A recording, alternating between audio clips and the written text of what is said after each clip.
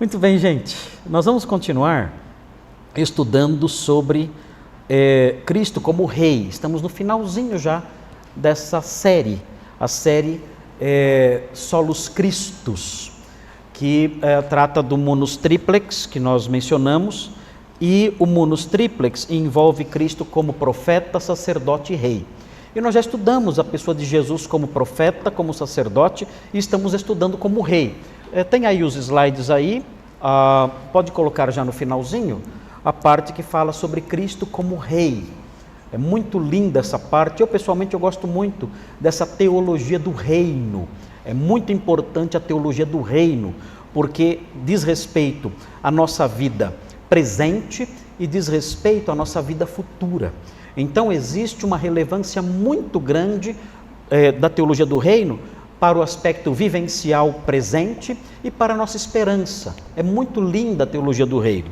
E nós temos aprendido sobre isso olhando para essas realidades de Cristo como rei.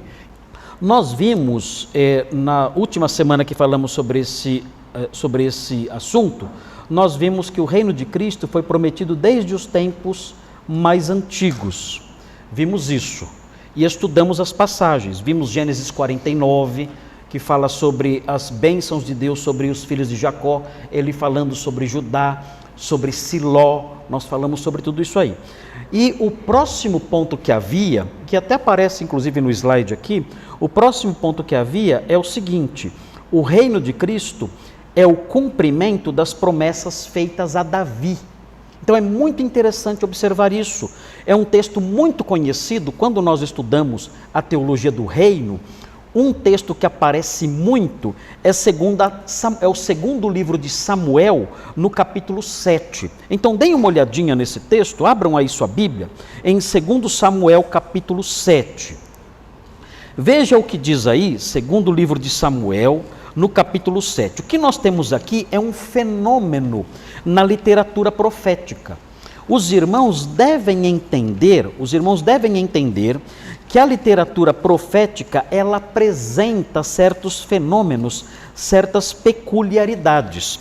E uma peculiaridade muito comum nesse tipo de literatura é a profecia de dupla referência. O que é uma profecia de dupla referência? É uma profecia que se aplica a dois cumprimentos. É uma profecia que se cumpre em duas realidades distintas. Isso é muito comum nós encontrarmos, especialmente naquelas profecias que falam sobre o Natal. Fala assim: eis que a virgem conceberá e dará à luz um filho. Quando nós lemos o texto de Isaías que fala sobre isso, sobre a virgem concebendo e dando à luz a um filho, nós descobrimos que aquela profecia já se cumpriu nos tempos de Isaías. Nós percebemos por quê? Porque o texto prossegue falando que o menino que nasceria da virgem, esse menino era um menino que nasceria e antes que ele tivesse condições de avaliar entre o certo e o errado, os reis que ameaçavam Judá seriam debelados. E isso aconteceu. Então aquela profecia se cumpriu nos tempos de Isaías. Mas quando nós prosseguimos na leitura bíblica, nós percebemos, pela informação que Mateus dá, que aquela profecia se cumpriu também em Maria e Jesus. Ou seja, era uma profecia de dupla referência, ou de dobre cumprimento. Ela se cumpriu no filho de Isaías, se cumpriu num menino que nasceu naqueles dias e que, antes de ter algum grau de juízo, de capacidade de julgamento, antes disso, os reis que ameaçavam Judá foram debelados, foram neutralizados. Tudo isso aconteceu nos dias de Isaías. Mas a profecia não se esgotou naqueles dias. Porque quando nós lemos o livro de Mateus, Mateus cita Isaías para se referir a uma nova realidade. A Maria, a virgem, e o menino Jesus que nasceu de Maria. Então, esse é um fenômeno comum, nós percebemos isso na profecia bíblica eventualmente, a profecia de dupla referência ou de dobre cumprimento. Você pode encontrar isso em Daniel, por exemplo. Estamos estudando escatologia nas quartas-feiras e nós percebemos, por exemplo, Daniel falando sobre um rei que iria se levantar e iria atacar os judeus. E nós percebemos isso se cumprindo na pessoa de Antíoco Epifanes, que foi um rei do período grego. E percebemos também que Jesus chama o abominável da desolação, que foi Antíoco Epifanes. O Senhor Jesus dizendo que o abominável da desolação, de que fala o profeta Daniel, vai surgir na pessoa do anticristo, ou seja, a profecia de Daniel é também de dupla referência. Relacionava-se a Antíoco Epifanes, um grande general sanguinário do período grego, que já tinha surgido quando Jesus veio ao mundo, e um outro personagem que surgirá ainda, que nós conhecemos como anticristo, que Jesus chama também de abominável da desolação. Ou seja, a profecia de Daniel é também a profecia de dupla referência. E aqui em 2 Samuel, no segundo livro de Samuel, nós encontramos também isso, uma profecia de dupla referência. É facinho perceber. Veja o que diz aqui, 2 Samuel 7. É fácil você perceber a dupla referência aqui. Veja o que diz o versículo 12. Fala assim, prestem atenção. É o profeta Natã, Deus falando por meio do profeta Natã ao rei Davi. Vejam o que diz o texto, fala assim: quando teus dias se cumprires e descansares com teus pais, então farei levantar depois de ti o teu descendente, que procederá de ti, e estabelecerei o seu reino. Quem é esse descendente? Nós sabemos, é Salomão. Salomão é a primeira pessoa que nos vem à mente. E é errado pensar em Salomão? De maneira nenhuma. A profecia diz respeito a Salomão, mas não se esgota em Salomão. Isso que é interessante notar. Veja a sequência. Este edificará uma casa ao meu nome. Quem é? Quem construiu um templo em Jerusalém? Salomão. Agora veja a sequência. E eu estabelecerei para sempre o trono do seu reino. Opa! Tem algo errado aqui agora, não tem? A profecia falhou, né? Deus não esperava que Salomão ia dar mancada, né? E que o reino ia ser dividido, e que ia complicar tudo, ia vir o exílio, o reino iria acabar. Deus não sabia disso. Que chato, hein? Vocês acham? Será que Deus não sabia? Ou será que essa profecia transcende a figura de Salomão? Claro, nós começamos a perceber nesse versículo, começamos a perceber que a profecia se aplica a Salomão, mas ela não se esgota em Salomão. Ela tem uma referência dupla. Ela fala de um descendente que teria o seu reino, o seu trono estabelecido para sempre. E aí, a nossa mente já não fixa mais em Salomão. Fixa em quem? Quem é o descendente de Davi, cujo reino se estabelecerá para sempre? Jesus, né? Lembram de Aleluia de Handel? O que diz a frase? E ele reinará para sempre. Lembram dessa música? Aleluia de Handel? Lembram? Vocês não? Meu Deus! Aleluia, aleluia. Lembra essa música? Conhece essa música? Ou só a alegria está no coração? Aleluia de Handel, aleluia. E ele reinará para sempre. É lindo demais, meu Deus. Quem não ouviu Aleluia de Handel ainda? Tem que ouvir em casa. Fala desse reino, ele vai governar para sempre. É muito lindo isso. Aqui, então, já começa a dupla referência. Veja a sequência. Eu lhe serei por pai e ele me será por filho. Se vier a transgredir, castigá-lo-ei com varas de homens e com açoites de filhos dos homens. E agora? Volta para Salomão. Jesus não se aplica a isso aqui, porque ele é impecável. Não existe a possibilidade dele transgredir. Ele é santo, absolutamente santo, incapaz de pecar. O texto prossegue. Mas a minha misericórdia não se apartará dele, como a retirei de Saul, a quem tirei de diante de ti.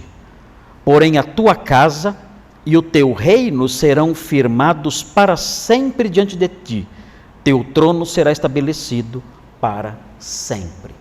Mais uma vez volta a falar do trono de Jesus. Então nós temos isso aqui, essa dupla referência presente aqui na profecia. A profecia se cumpriu? Se cumpriu em Salomão. Plenamente? Não. Ela tem um cumprimento completo em Jesus. Entenderam isso? Todo mundo entendeu? Quem não entendeu, levanta a mão. Ah, pastor, é por isso que a gente se confunde às vezes, né? É por isso. É por isso que nós nos confundimos às vezes. É por isso que é importante uma matéria chamada hermenêutica. Porque o que acontece? A hermenêutica, do verbo hermeneuo, significa interpretar. Vem do nome do deus grego Hermes, que era o deus mensageiro. Hermes era o deus mensageiro. Então, hermenêutica vem do nome Hermes. Hermenêutica é a matéria que estuda a ciência da interpretação.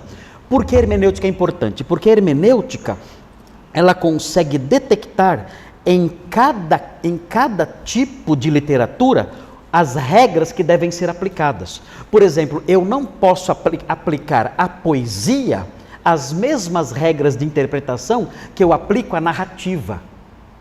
Eu não posso aplicar à narrativa as mesmas regras de interpretação específicas que eu aplico à literatura epistolar. Existem características em cada campo, em cada área, em cada tipo, em cada modelo literário que são específicas daquele modelo. Eu não posso, é óbvio, eu não posso ler poesia como eu leio uma narrativa. A poesia está cheia de figuras de linguagem. Salomão fala para sua esposa: as éguas de Faraó eu te comparo. Chamou a esposa de uma mulher parecida com uma égua. Já imaginaram isso? Agora, é claro que isso aí tem que ser entendido, né? Não como uma narrativa, não é que você dá coice, não é que você é uma cavala, não é isso. É que as éguas de Faraó, elas são fortes e lindas, e você é assim, você é uma mulher forte e linda, como as éguas de Faraó. Não diga isso para sua esposa, que ela não vai entender nada, né? A esposa de Salomão entendeu. Mas se você fala isso para sua esposa, meu Deus, né? Fala, você parece um passarinho, alguma coisa assim. Mas não chega na égua, porque vai complicar para o seu lado, você vai dormir na sala. Então não faça isso. Mas aquela moça, ela entendeu, por quê? Ela interpretou como uma figura de linguagem poética, romântica. Ela entendeu, dentro do seu contexto cultural, a égua de Faraó era algo lindo, forte, bonito, né? Algo bem cuidado, né? Era maravilhoso aquele animal. Então, quando ele compara a sua esposa a uma égua, é um grande elogio. Naquele contexto e dentro da literatura poética, aquilo era bonito. Então, há regras de interpretação para cada modelo literário. Aqui, quando nos deparamos com literatura profética, temos que lembrar disso. Uma das regras é essa: olha, muitas profecias têm dobre cumprimento. Se nós não entendermos isso, gera uma confusão enorme na nossa cabeça. Então, estamos diante de que literatura? Estamos diante de uma literatura profética. Ok. Então, temos que lembrar que é possível aqui haver duplas referências.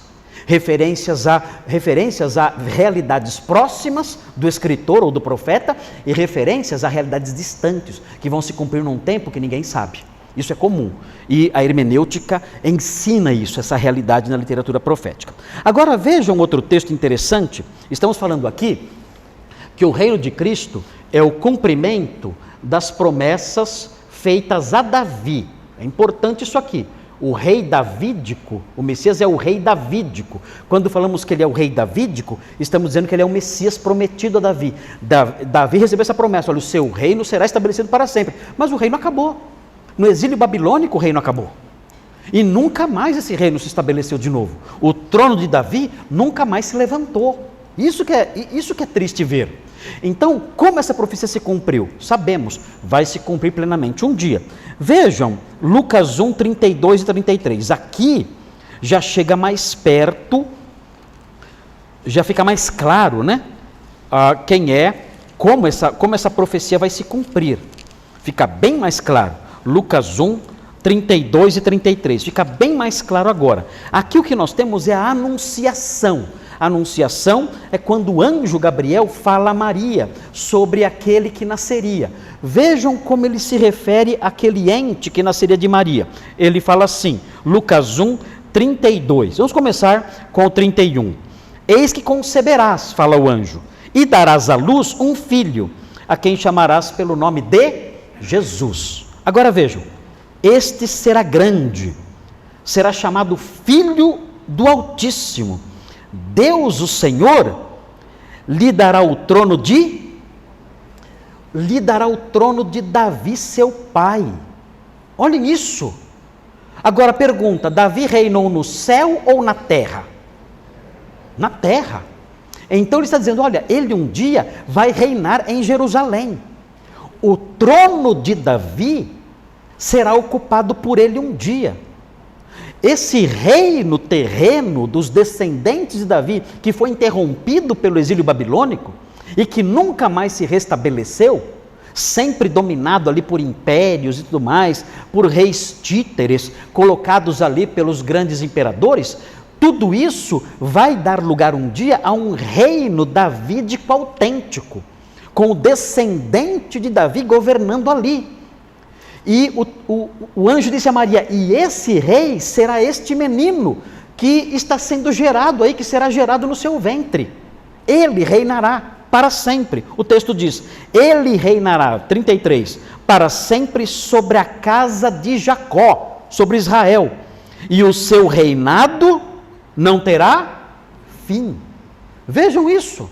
O anjo está falando sobre um reino político, um reino concreto, visível. O Senhor Jesus governando a casa de Jacó. O que é a casa de Jacó? O que é? Israel. Israel é a casa de Jacó. Nós temos estudado a formação desse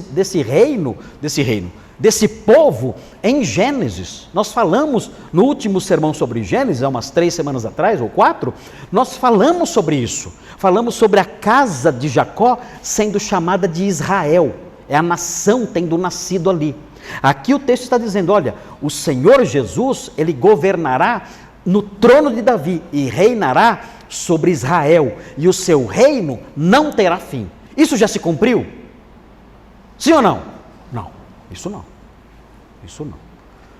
Quando Jesus voltar, isso vai se cumprir. Ele voltará e ele então se assentará no trono da sua glória. Onde? No céu? Não. O texto fala em Mateus 25 que ele voltará e se assentará no trono da sua glória aqui. E ele então regerá as nações com cetro de ferro a partir de uma Jerusalém liberta e restaurada. E o Apocalipse fala que esse reino vai durar 1000 anos. E depois disso, esse reino, que durará 1000 anos, ele vai se estender por toda a eternidade. Passará então todas as coisas, os céus e a terra passarão, e esse reino invadirá a eternidade. Algo assim fantástico, não terá fim esse reino. A diferença é que nesse momento, conforme nós veremos, nesse momento em que o céu e a terra forem passar, quando acabarem os 1000 anos, e esse reino então entrar numa dimensão supra-histórica, a Bíblia fala que o Senhor Jesus pegará o reino e entregará ao Pai, o reino. E aí Deus será tudo em todos. É algo assim extraordinário. Vocês não têm noção do que espera vocês. Vocês não têm noção.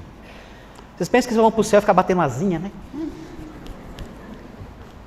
é isso aí não. Nós sequer podemos imaginar o que nos aguarda por sermos crentes. Quando o Senhor entregar o reino ao Deus e Pai, a Bíblia usa uma expressão que nós não conseguimos, os comentaristas não conseguem esgotar o sentido dela. Fala assim, então Deus será tudo em todos. O que é isso? Isso aí é uma plenitude de divindade em cada um. Não seremos deuses, nunca. Mas isso envolve uma plenitude de divindade no coração de cada um que é simplesmente indescritível. É uma felicidade que, irmãos, não tem palavras no universo vocabular do ser humano, não tem, para descrever a grandeza disso. Então não dá para imaginar. Se a gente pensa a ruazinha de ouro andando na rua, né? Que legal, minha mansão de pérolas. Isso aí não é nada. à luz do que a escatologia aponta. Então é muito lindo isso, a teologia do reino é maravilhosa demais. Faz a nossa vida aqui parecer tão boba, né? E nós ansiarmos para que isso tudo se cumpra depressa. Muito bem, tudo bem até aqui? Perguntas, reações, dúvidas? Um monte, né? Falou de escatologia, todo mundo, mas eu queria saber se a minha avó está no céu. Aí não dá para a gente saber tudo, né? Mas enfim, são coisas muito legais isso aqui, né? Isso aqui é fantástico aprender essas coisas aqui. O reino de Cristo é o cumprimento das promessas feitas a Davi. Agora então, o slide aqui, ele não foi, deixa eu ver. Foi sim, tá, agora está certo. O reino político, visível e concreto de Cristo. Isso, agora está certinho, agora está certo, obrigado. É que aqui no meu slide está tudo num slide só, e vocês dividiram para ficar maior. Ótimo, obrigado. Melhorou bem. Obrigado, querido, muito obrigado, viu? Eles dividiram para ficar maior e os irmãos poderem enxergar melhor. Vejam então agora esse ponto aqui. Olha só que legal isso aqui. Isso é muito legal. Vamos aprender isso aqui. É bom aprendermos isso. Grife na sua Bíblia. Olha que jóia isso aqui. Olha só. O reino político... política é pecado. Mas não. O reino de Cristo será político. Ele governará as nações com suas leis, aplicando a justiça. Vai ser assim. O reino político visível. Mas Cristo não está reinando já agora? Está reinando. Mas de modo invisível. Estamos falando sobre outra coisa. Estamos falando sobre o trono de Davi. É disso que estamos falando aqui. Estamos falando sobre o Senhor reinando sobre as nações da terra com um cetro de ferro. É o príncipe da paz, governando a natureza. A natureza terá paz. A natureza tem paz agora? De jeito nenhum. O apóstolo Paulo fala que a natureza foi entregue à vaidade. E a natureza geme, a natureza sofre. Sofre ou não sofre? Sofre. Nós vemos isso todo dia. A gente não sabe por que os cachorros têm tanta raiva dos gatos. Qual o problema com eles? Por quê? Eles brigam tanto. O que aconteceu no passado, na história deles, para serem inimigos até hoje? Não faz sentido. Nós vemos coisas na natureza, sofrimento, dor, em tudo. Desde o reino vegetal até o reino animal, nós vemos sofrimento, morte, vaidade. O que é vaidade? Vaidade não descreve a pessoa que vai na frente do espelho e fica se maquiando, se arrumando. Não é isso vaidade na Bíblia. Vaidade na Bíblia, a palavra vaidade na Bíblia, é na verdade vãdade. O que é vãdade? É a qualidade do que é vão, do que é vazio, do que não tem valor. A natureza está entregue a isso, a vãdade. Nós não sabemos, ela sofre por quê? Não sabemos, por bobagens. Por que a natureza padece? Bobagens. Nós vemos isso, sofrimento, dor, morte, os animais sofrem. Toda a natureza sofre, está jogada a isso, a uma condição vã, vazia, sem sentido. A Bíblia fala que o gemido da natureza vai passar. Ela não vai gemer mais. Quando? Quando se manifestar a glória dos filhos de Deus, quando o Senhor voltar. Quando o Senhor voltar, a glória dos filhos de Deus se manifestará e toda a natureza vai parar de gemer. Já pensou? Você vai poder ter um leão de estimação. Olha que legal, uma cobrinha, uma cascavel na sua casa, brincando com seu filho. Vai ser assim, é a natureza restaurada, é a natureza resgatada, que caracterizará o reino. A Bíblia fala que não haverá dano nenhum, nem sofrimento nenhum no santo monte do Senhor. Ele governará toda a terra em paz, haverá paz em toda a terra. As crianças brincarão junto à toca da áspide e nenhum mal acontecerá. A ovelha andará com o lobo, os dois juntos. O leão comerá palha. Já pensou? O leão comendo palha? Não fala para o leão que ele não vai gostar disso, né? Mas o leão, ele não vai ser mais carnívoro, não vai mais atacar ninguém.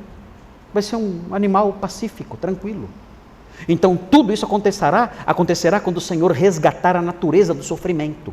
É um reino de paz. Quando fala reino de paz, é uma paz que invade tudo, inclusive o reino animal. Agora vejam, esse reino político, visível e concreto de Cristo, fazia parte da esperança apostólica e Jesus a confirmou. Isso é muito importante. Deem uma olhadinha, muita gente deixa isso escapar, não podemos. Olha só como isso fica claro em Atos, no capítulo 1. Atos, no capítulo 1.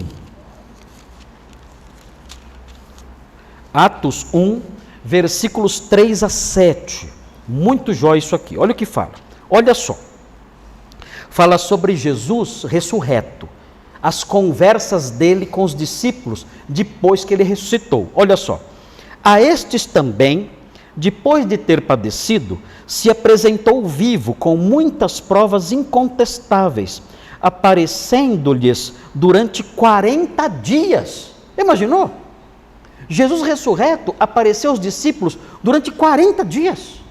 É que eles não descrevem tudo, mas foram 40 dias de aparições. É muita coisa. E notem, Jesus ressurreto é Jesus em carne e osso. Não é que eles viam, aparecia num sonho, aparecia uma luz e fala, não é isso. Era Jesus em carne e osso, como vocês estão me vendo agora aqui. Carne e osso. Era assim que ele aparecia. E conversava com eles, comia com eles. Ele comia com eles, comia peixe com eles. Era assim as aparições, eram assim. Então muito real, muito concreto, muito palpável. E vejam qual era o assunto. E falando das coisas concernentes ao... Qual era o assunto? O reino. Gente, esse tema é muito importante. A gente quase não fala sobre esse assunto. Mas Jesus ressurreto, nos 40 dias que ele apareceu aos discípulos, ele só falava sobre isso. E a gente quase não fala. Vocês acham que o assunto é importante ou não é? Meu Deus! Era o tempo final dele aqui com os discípulos. A gente pensa que a despedida dele foi lá em João 14, 15 e tudo mais, 16, 17. Não foi.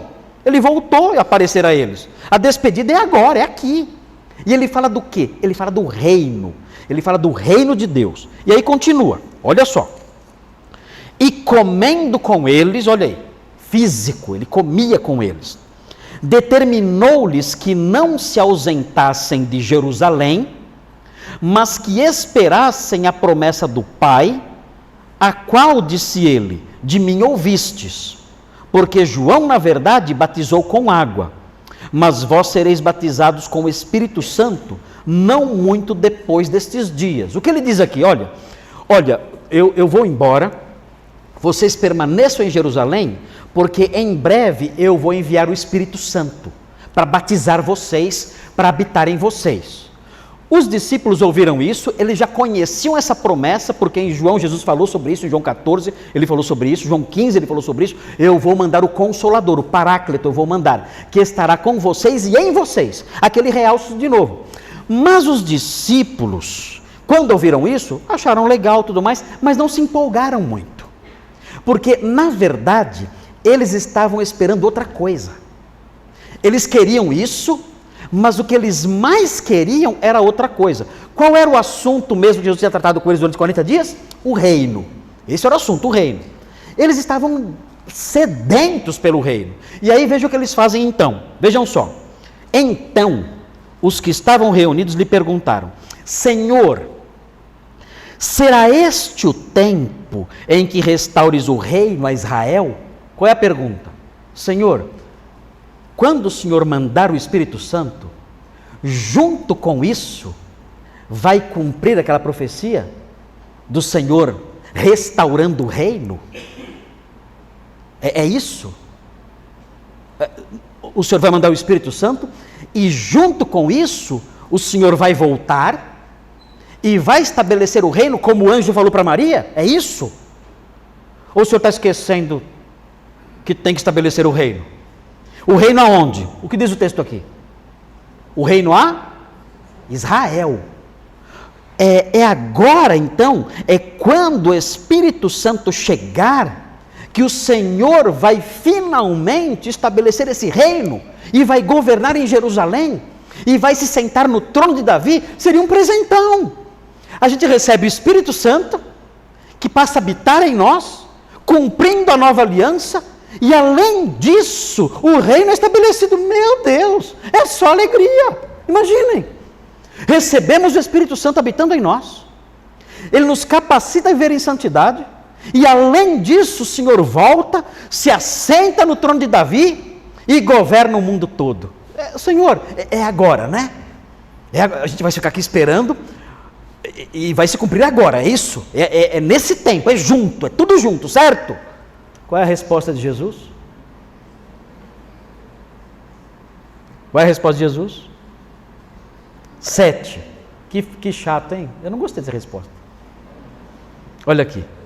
Respondeu-lhes: não vos compete conhecer tempos ou épocas que o Pai reservou pela sua exclusiva autoridade. Olha, o tempo em que o reino vai ser estabelecido não é da conta de vocês.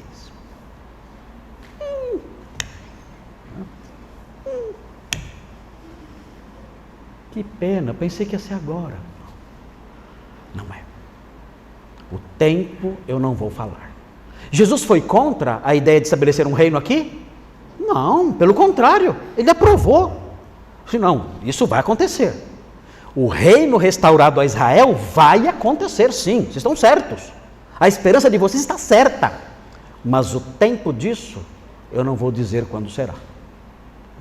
O que eu vou dizer é o seguinte: enquanto esse reino não vem, olha o que acontece: recebereis poder. Enquanto esse reino não vem, vocês serão empoderados. Essa palavra agora está na moda, né? Os pais falam para os filhos, né? Você é empoderado. A criança nem sabe o que é isso. Bobagem, né? Que tolice isso. Mentir para a criança, criando narcisistas que acreditam em mentiras. Bobagens isso. Isso aqui é empoderamento, isso aqui. Ó. O texto fala: recebereis poder. Enquanto o reino não vem, o reino não sabemos quando vai ser inaugurado. Isso aí o Pai reservou por sua exclusiva autoridade. E eu não vou revelar isso. Agora, uma coisa é certa: enquanto o reino não vem, vocês vão receber poder. Ao descer sobre vós o Espírito Santo, e sereis minhas testemunhas, tanto em Jerusalém, como em toda a Judéia e Samaria e até os confins da terra. O que eu garanto é isso. Quando o reino virá, não sei. Ele não falou não sei, né? Quando o reino virá, vocês não vão saber. Mas, uma coisa é certa: vocês receberão poder enquanto esse reino não vem, para serem minhas testemunhas. Isso eu garanto. Vocês vão receber esse poder. E temos esse poder até hoje. Esse poder nós temos, nós recebemos. Todo crente recebe esse poder, porque todo crente é habitado pelo Espírito Santo. E esse poder nós temos até o tempo em que o reino chegar. O reino chegará um dia? Chegará. O Senhor prometeu. Chegará esse reino. Quando? Não sabemos. Entenderam isso? Esse texto é muito legal, né? Porque Jesus ficou falando 40 dias sobre o reino, mas não falou quando o reino viria. E é legal ver que os apóstolos, depois de uma aula de 40 dias, depois de um curso intensivo de teologia do reino, um curso de 40 dias, já imaginou? 40 dias com o maior professor do universo. Eles tiveram um curso de 40 dias sobre o reino, aprenderam tudo, e disseram: é agora que o reino chegará? Eles sabiam que o reino seria terreno. Depois do curso de 40 dias, eles sabiam. O reino será em Jerusalém. Eles aprenderam isso. Foram 40 dias o rei falando. E eles disseram: será então agora? E aí Jesus diz: olha, essa parte da matéria, essa aula eu não vou dar. Essa aula eu não vou dar. Vocês receberão poder enquanto esse reino não vem. Mas quando o reino vai vir, isso vocês não poderão saber. Muito interessante isso, porque mostra a esperança dos apóstolos de um reino físico e Jesus aprovando essa esperança. E só dizendo que não pode revelar quando será. Muito bem, ok. O próximo item agora, o próximo item é interessante, porque o item de cima, esse item aqui, fala de um reino político, visível e concreto de Cristo. Esse reino fazia parte da esperança apostólica. Jesus confirmou isso, ele disse que aconteceria, só não disse quando. Mas esse reino vindouro não anula essa realidade celeste. Esse reino terreno, futuro, não anula a realidade celeste presente. Há um sentido em que Cristo já está reinando. Como? No céu.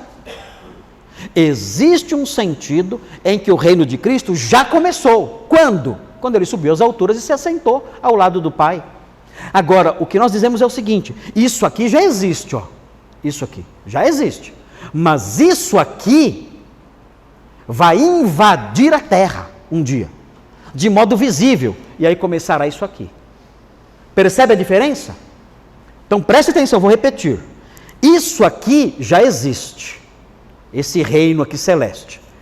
Esse reino um dia, esse reino é invisível, esse reino um dia invadirá a terra, quando o Senhor voltar. E aí, isso aqui que é invisível, vai virar isso aqui, ó, que é visível, político, visível e concreto. Entenderam? Então, se alguém perguntar, o reino de Cristo já começou? Você fala assim, já começou, mas ainda não começou. Ué, mas não faz sentido. Já começou, porque ele reina para sempre sobre tudo nos céus. Mas não começou porque a dimensão histórica, política e concreta ainda não foi inaugurada. Então, já começou, mas ainda não começou. Entenderam isso? É o famoso já e ainda não, né? Já ainda não. Já começou, mas ainda não começou.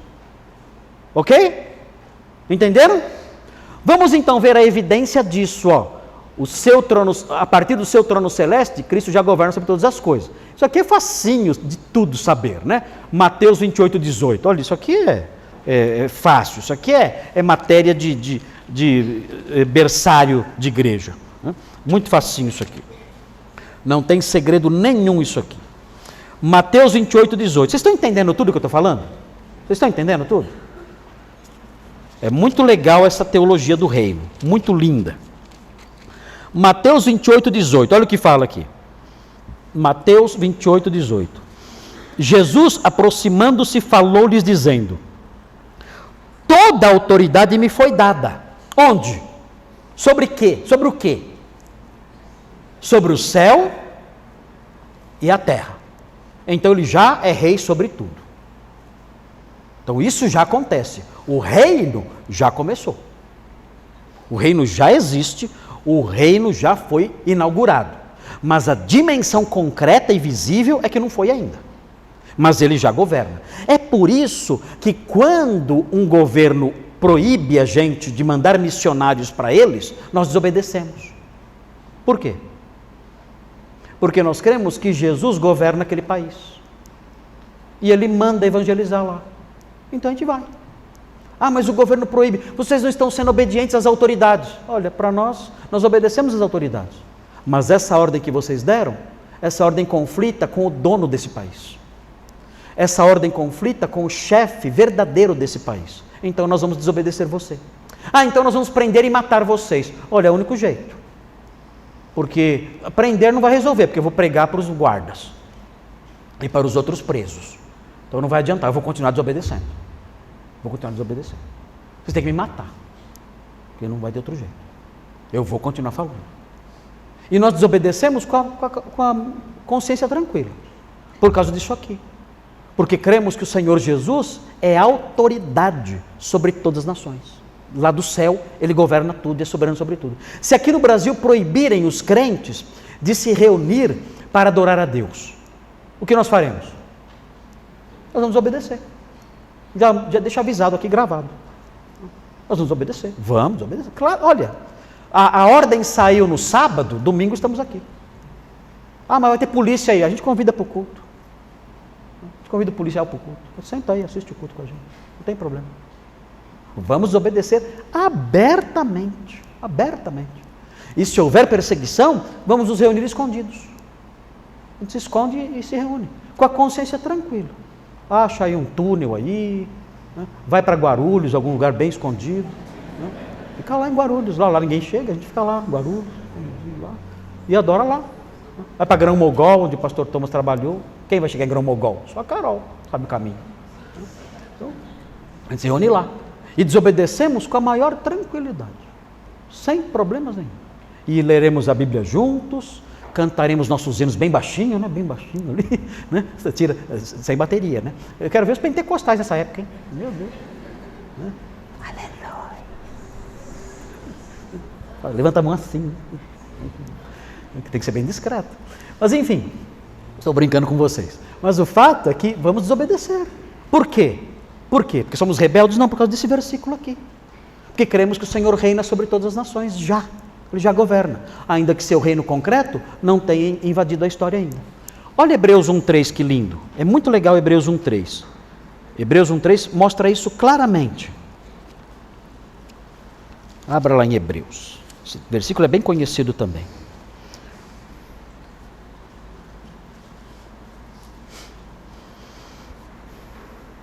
Hebreus 1,3 fala assim: Ele, Jesus, que é o resplendor da glória e a expressão exata do seu ser, do ser de Deus, sustentando todas as coisas pela palavra do seu poder, sua palavra poderosa, depois de ter feito a purificação dos pecados, assentou-se à direita da majestade nas alturas. Veja, ele está no trono celeste, governando tudo ao lado do Pai. Então, o reino já começou. Muito importante isso pelas razões que eu mencionei. Ele já é o nosso rei. Nós já estamos debaixo do seu senhorio, do seu cetro e do seu governo. Ele é autoridade sobre tudo. Qualquer ordem política que conflite com a vontade dele, nós rejeitamos de pronto, imediatamente, sem problema nenhum. Porque ele é o nosso rei, ele é a autoridade máxima e final. O próximo slide,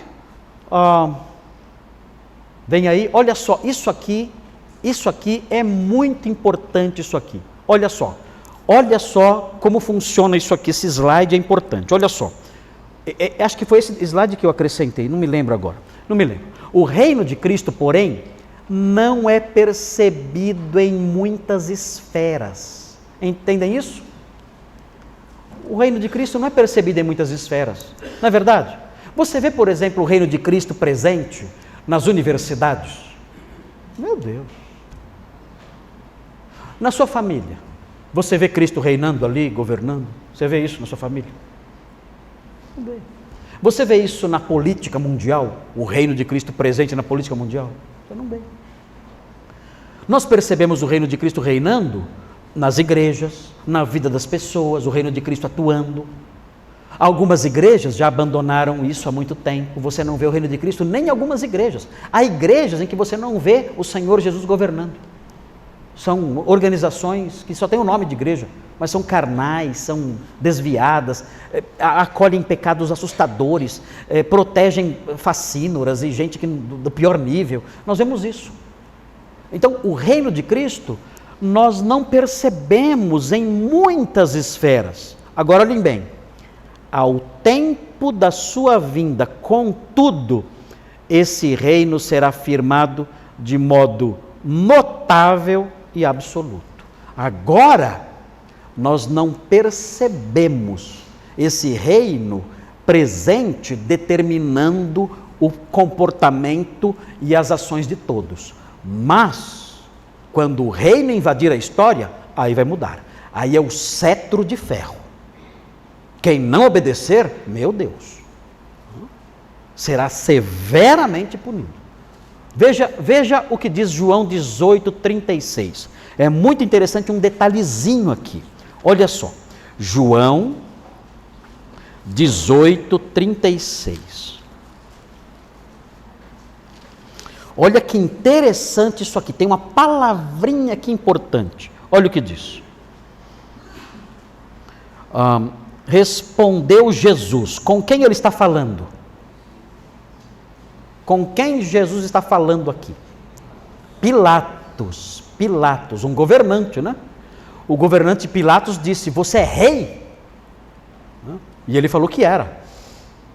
E aí veja aqui a sequência da conversa. Respondeu Jesus: o meu reino não é deste mundo. Então o reino dele é celeste. Ok. Vocês concordam com isso? Concorda, claro. O reino dele é celeste. Tanto que depois de morto, um tempo depois aqui desse episódio, ele subiu aos céus e se assentou no seu trono. E ele então disse a verdade aqui, claro. É o Senhor Jesus falando, ele só fala a verdade. O meu reino não é deste mundo. Agora veja a sequência. Se o meu reino fosse deste mundo, os meus ministros se empenhariam por mim para que não fosse eu entregue aos judeus. Quem são os ministros? Aqui é meio obscuro, né? Talvez os anjos, talvez os anjos. Haveria uma intervenção angélica e eu não seria entregue aos judeus. Agora vejam como termina a frase. Mas, que palavrinha vem aí? Mas agora, agora o meu reino não é daqui. O que significa isso? Agora não é daqui. O que significa isso? Ainda não. O meu reino não é deste mundo. O meu reino agora é celeste. Agora não é daqui. Mas espere. Um dia será. Por enquanto não.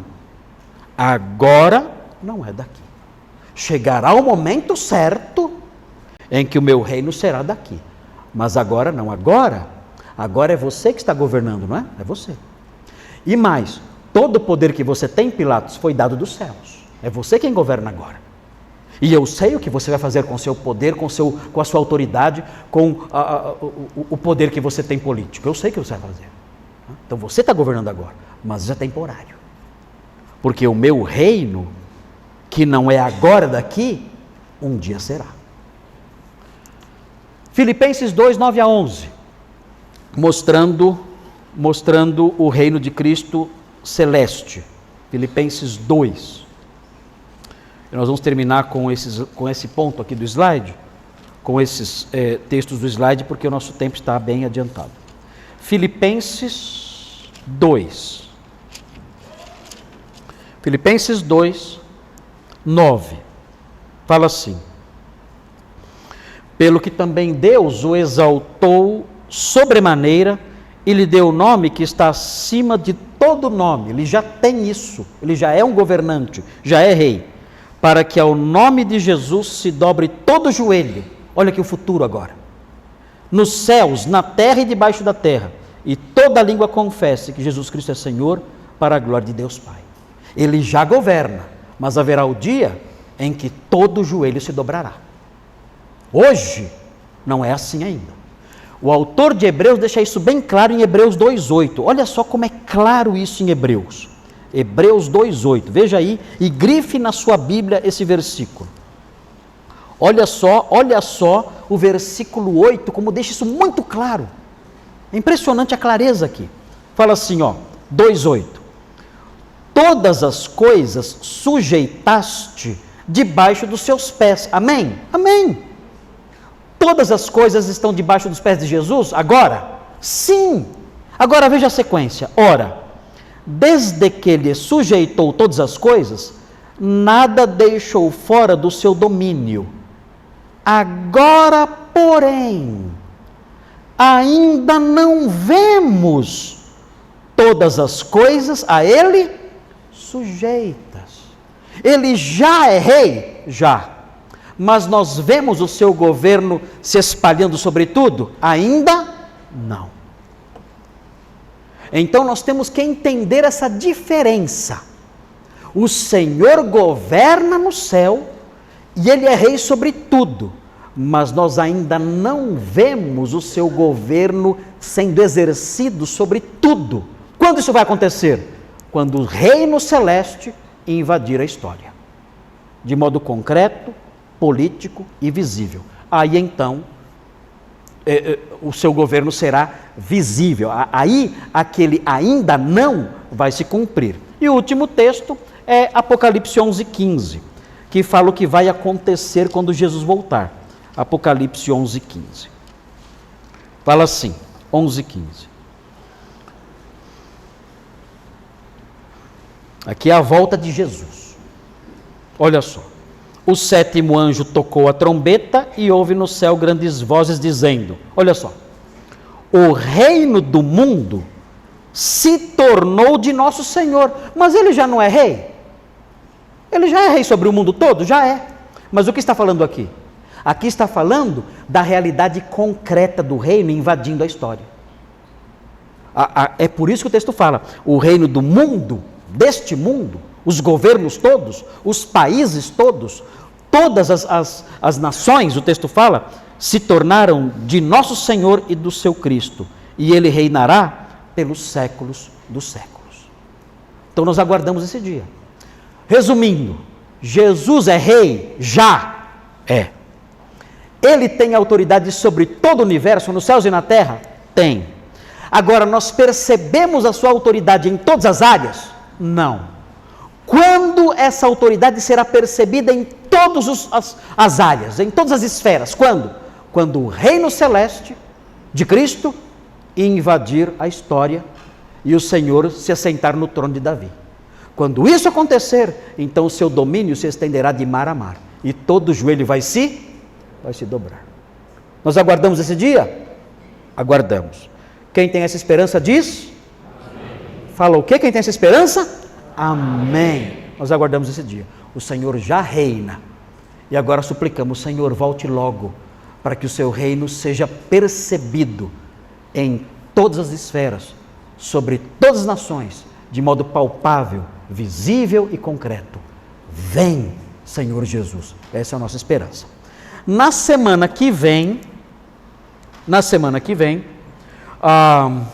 sequência aqui, nós temos mais 3 itens só, aqui. Ao fim da história, o reino concreto de Cristo será entregue ao Pai. É muito lindo isso aqui, muito bacana.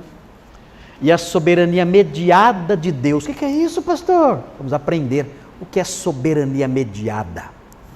A soberania mediada de Deus dará lugar à sua soberania direta sobre tudo. Deus reinando diretamente sobre tudo. Outro item, muito legal.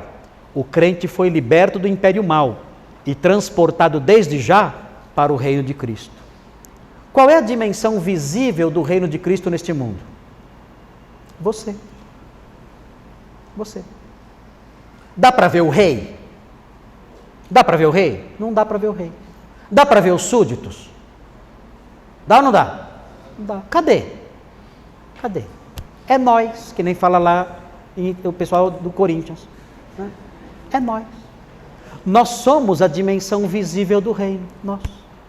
Não dá para ver o rei, não dá para ver a sua política estabelecida, o seu trono, não dá para ver o seu governo dominando tudo ainda, não dá para ver, mas tem um pedacinho do reino que dá para ver. Cadê? Achou. Vamos lá, vamos lá. Então, muito legal isso. Ó. O crente participa desde já do reino de Cristo, e veremos isso semana que vem. E por último, Cristo é no presente o dono e o governante supremo dos crentes. Essa parte é demais de linda. Estes o reconhecem como rei absoluto e em tudo lhe obedecem. Importa o que eu quero? Importa o que eu quero? Não. Importa o que eu sinto? Não. Importam os meus desejos? Não. Importa o que eu acho? Não. O que importa? O que importa é o que o rei fala.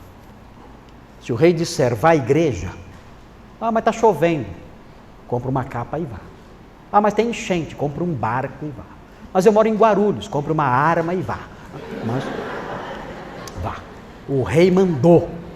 O rei mandou. Ame a sua esposa. Mas minha esposa é muito chata. O rei mandou. Ame a sua esposa e trate a sua esposa com a maior docilidade da terra. Mas você não conhece a megera. O rei mandou. Obedeça ao seu marido. Meu Deus, é um banana. O rei mandou. Silêncio. O rei mandou. Eu não consigo. Se vira. O rei mandou. Ele te deu o Espírito Santo para te capacitar. Você não tem desculpa. Ele te deu o Espírito Santo para te capacitar. Obedeça. O rei mandou. Você não manda em você. Você tem um rei. Ele manda e você tem que obedecer. Então isso é fantástico demais. Essa parte da teologia do reino é demais. porque chama a nossa responsabilidade e não dá desculpa para ninguém. O rei manda, ele é dono da nossa vida e nós fazemos o que ele quer que nós façamos. Somos seus súditos e é uma alegria viver assim. É a maior felicidade, é servir o rei. É a maior coisa que há. No serviço do meu rei eu sou feliz. É assim. Vamos fazer oração? Depois, pastor Nicolas.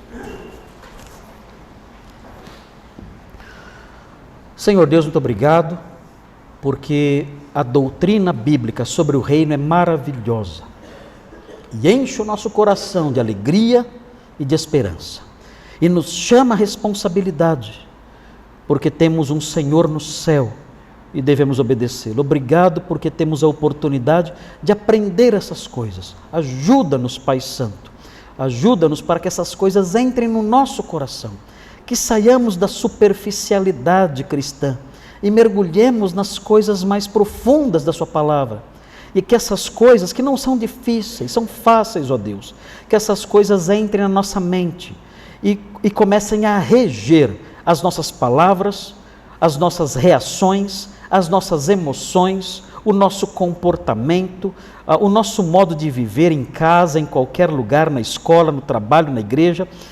Que tudo isso, ó Deus, influencie o nosso caráter e a nossa conduta. Ajuda-nos, ó Deus. Queremos juntos aqui enaltecer o nome do Rei dos Reis. E queremos juntos dizer que o Senhor Jesus é o nosso soberano Senhor, dono de tudo, dono desta igreja, dono das nossas vidas, que nos comprou com o seu sangue precioso, e nós o louvamos por isso, e nos colocamos juntos aqui, irmãos em Cristo, juntos nesta oração, nos colocamos debaixo do seu cetro santo e adorável. Louvado seja o nome do Senhor. Em nome dele pedimos e dizemos essas coisas. Amém.